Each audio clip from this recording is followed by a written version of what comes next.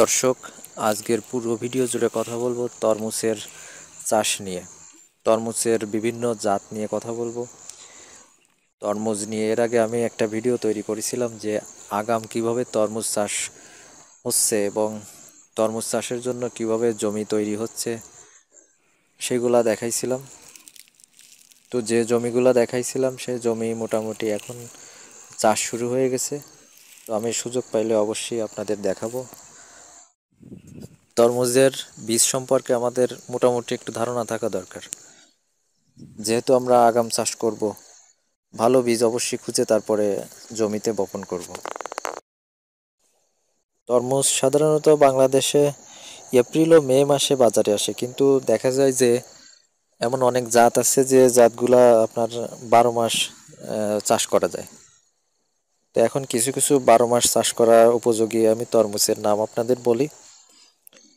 ছোট আকারের 12 মাসি তরমুজের মধ্যে আছে একটা ব্ল্যাক বেবি, তারপর আর একটা আছে ব্ল্যাক প্রিন্স, জেসমিন সহ কয়েকটি জাত বেশ প্রচলিত যে বাংলাদেশে 12 মাসই চাষ করা হয় যেগুলা।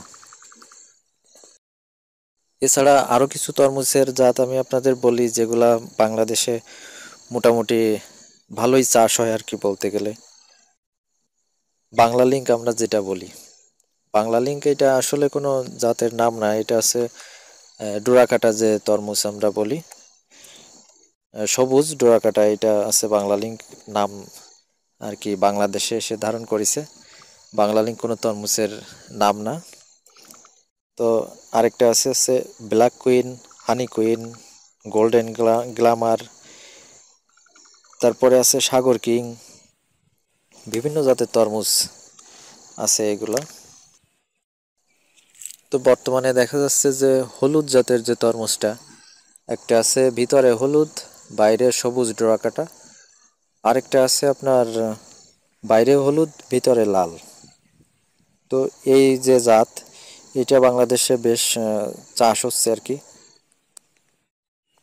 আর এর আগে আপনারা জানেন যে বাংলাদেশে হাইব্রিড তরমুজের তেমন জাত ছিল না, কিন্তু তরমুজ চাষ যেহেতু বর্তমানে ব্যাপকভাবে প্রচলিত, সেহেতু এখন বিভিন্ন জাতের হাইব্রিড তরমুজ বাংলাদেশে আসছে। তো হাইব্রিড তরমুজ মূলত চাষ করার কারণ হচ্ছে এটি সাইজে অনেক বড় হয় এবং এর ফলনও অনেক বেশি, যে কারণে কৃষকরা এই হাইব্রিড তরমুজই এখন চাষ করছে। আপনারা জানেন যে খুলনা, সাতক্ষীরা, বরিশাল, এই যে বাংলাদেশের দক্ষিণ এলাকা যেগুলা, এছাড়া যে উপকূলীয় কিছু এলাকা আছে যেখানে প্রচুর পরিমাণ তরমুজ উৎপাদন হয়। গত বছর দাম ছিল না, কিন্তু উৎপাদন কিন্তু কম হয়নি, প্রচুর পরিমাণ তরমুজ উৎপাদন করেছে কৃষকরা। তো এই খুলনা, বরিশাল, সাতক্ষীরা, তারপরে আপনার কক্সবাজার, কুয়াকাটা, এই সমস্ত জায়গায় মূলত এই হাইব্রিড এবং 12 মাসি যে তরমুজটা, এটা বেশি চাষ হয়। এই জাতের তরমুজের ব্যাপক চাহিদা এইসব এলাকায়। যে বাংলালিং যে তরমুজ যেটা আমরা বলি, যে আমাদের এলাকায় প্রচলিত নাম যেটা, এইটারই চাষ বেশি হয়। যে হাইব্রিড যে বড় সাইজের ডোরা কাটা, বাইরে সবুজ ভিতরে লাল, এটা হচ্ছে বাংলালিং যে বড় তরমুজ, এইটা মূলত বেশি চাষ হয় এইসব এলাকায়। তো এটার ফলনও বেশি হয়, যে কারণে কৃষকরা এই বীজটাই বেশি বেছে নিয়েছে। আরও কিছু হাইব্রিড তরমুজের জাতের নাম আমি আপনাদের বলছি, যেগুলা হচ্ছে মোটামুটি চাষ হয় বাংলাদেশে। টফিল্ড, গ্লোরি, সুগার বেবি, তারপর আছে বেবি তরমুজ, এটা মূলত 12 মাসি তরমুজ, এটা সারা বছরই চাষ করা যায়।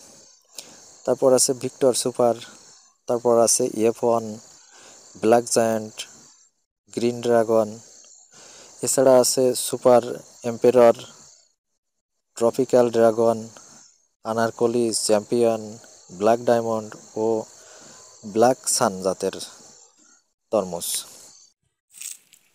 তো এছাড়া এই ড্রাগন জাতের তরমুজ যেগুলো আমরা চাষ করি, বাংলালিং নামে খ্যাত, এর বাইরে অনেকে চাষ করে হলুদ জাতের তরমুজ। তো হলুদ জাতের তরমুজ যদি কেউ চাষ করতে চায়, তো তাদের বলি যে বাংলাদেশে হলুদ জাতের ভালো যে তরমুজের জাতটি, সেটির নাম হলো গোল্ডেন ক্রাউন। এছাড়া গোল্ডেন গ্ল্যামার জাতের তরমুজটিও বাইরে হলুদ রঙের কিন্তু ভেতরে লাল।